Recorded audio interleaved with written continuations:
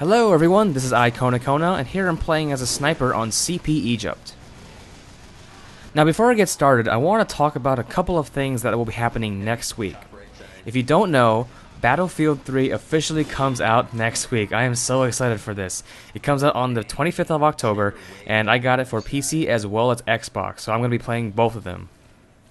Now I'm going to try to do some videos about Battlefield 3, kind of like I did with the beta. I'm not sure exactly how that's going to go. The beta was a little tough to do videos because I didn't really know what to talk about. I'm not like a super pro at Battlefield. I just really enjoy it, and I'm gonna try and do some videos. But yeah, just a heads up on that. If I start uploading Battlefield 3 videos, don't freak out. I'm still gonna be uploading TF2, and that kind of leads into my next thing.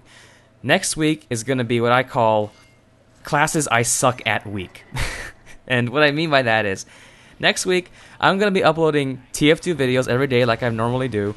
But I'm only going to be uploading videos of classes that I suck at, that I really need work on. Classes like Pyro, Medic, oh there goes that spy. I was like Pyro, Medic, Engineer, and maybe some Scout, as well as Spy. And when I say Spy, I'm talking about the Your Eternal Reward Spy, because that's probably my weakest Spy loadout. So yeah, classes I suck at week is next week, and I've been actually spending some time this week trying to get some footage for making those videos, and it's been a lot of fun. It's been very tough though, because these are just classes I am not used to, like Pyro. You've noticed I've actually started to upload a little bit more Pyro now. It's because I'm sort of getting used to it, but there have been some complaints about my Pyro gameplay where I'm not blowing out my teammates who are on fire, and well, that's one of the reasons why I suck at it, and that's why you'll probably see some Pyro next week. So on to the gameplay now. I'm playing as a sniper with the default sniper rifle, and I've posted in an earlier video about defensive snipers and how defensive snipers, especially around this area, have a huge advantage. It's because they can go into that dark room over there. You can see this guy is kind of going to that dark room, and now I know he's there and I have to try and take him out. He has a bigger advantage because I can't see him, but he can see me clearly when I'm standing over here, so it can be difficult.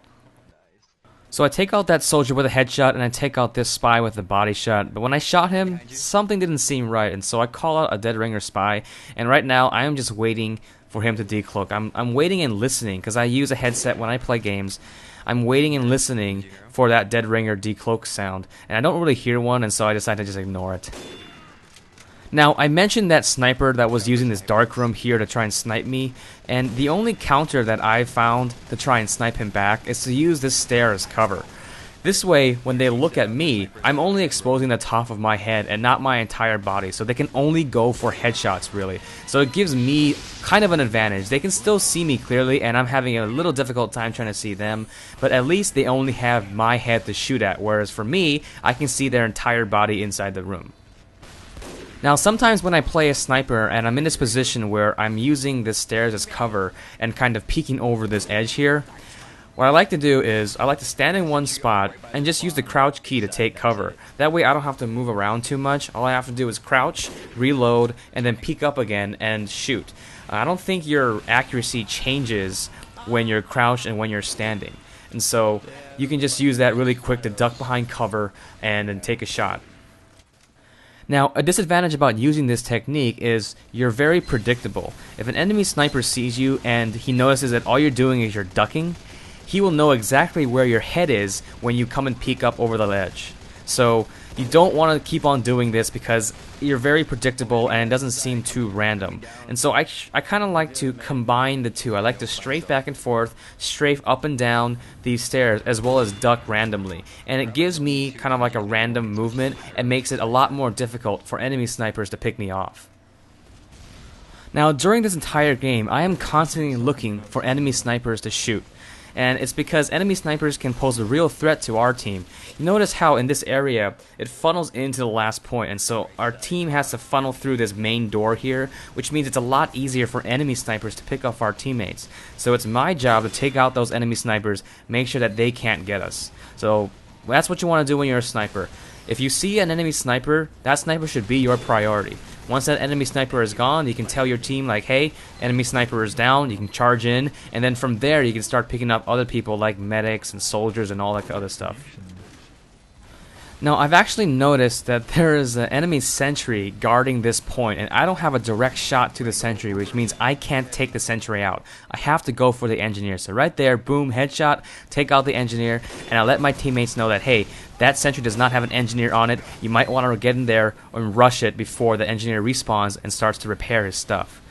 I don't know if it actually goes down now because the enemy team is really pushing up through this gate. I can't really do much, especially at close range, so I have to back away.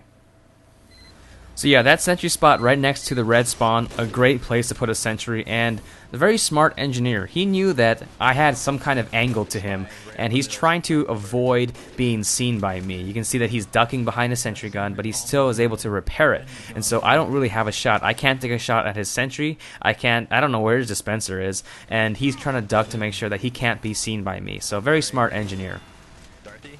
Now, it's also very difficult to shoot people who are coming right out of spawn, and it's because those pillars are very close together, and I can only really see the enemy when they walk in between the spaces of the pillars. Here's an engineer who wasn't really paying attention, but there's another one there still repairing it, so that sentry is still up.